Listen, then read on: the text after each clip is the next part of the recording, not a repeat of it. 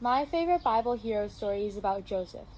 Joseph had 11 other brothers, and he was the youngest of the 12.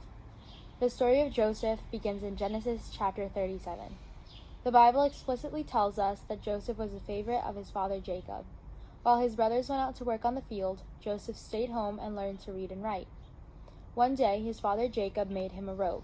The robe of many colors designated his status, even though he wasn't the oldest.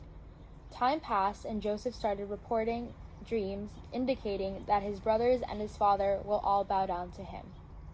Not surprisingly, his brothers want to get rid of him. They conspire to kill him by abandoning him in a pit on the one day he goes out to work with his brothers. They set up for traders to pass by, and his brothers sell him as a slave.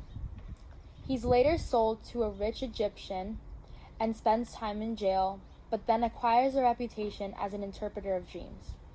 Finally, he's called to interpret the dreams of the Pharaoh that no one in Egypt can understand. Joseph hears them and forecasts 7 years of plenty, followed by 7 years of famine. He recommends a plan to collect grain and store it for the lean years. Pharaoh puts Joseph in charge, and his plan works perfectly. Even before that, though, Joseph had trying times while he was in jail, and even a woman tried to accuse him of many false things that he didn't do. But since he's a servant of God, then God protected him. So years later, Joseph's brothers arrive in Egypt in search of food because of the famine in Canaan. Joseph recognizes his brothers, but they don't recognize him. Joseph becomes an expert in human relations while spending the time with the Pharaoh. He skillfully manipulates his brother until his father, Jacob, sends all 11 brothers to Egypt. He then reveals himself to his brothers, amid much hugging and crying. As you would expect, the brothers are fearful of what comes next.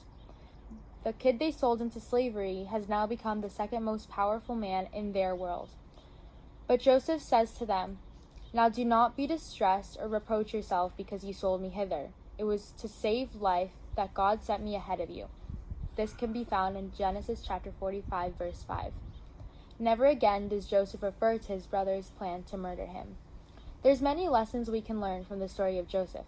We could focus on the transformation of Joseph because he starts as an arrogant young man, he's abused by his family, and he spends much of his life in jail on false charges. But years later, the sight of his brothers brings him to uncontrollable weeping. He brings all of the resources of Egypt to make his family comfortable. He has become a sensitive, family-oriented man. I understand this story as an illustration of how God works in the world. Dreams are a way to communicate with the divine, or a way to communicate with the deepest parts of ourselves.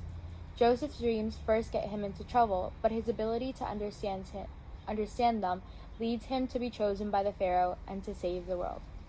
The overarching theme of this story is that God wants us to know that his plan for us starts at the very beginning. He knows our purpose, and he has many great things in store for us.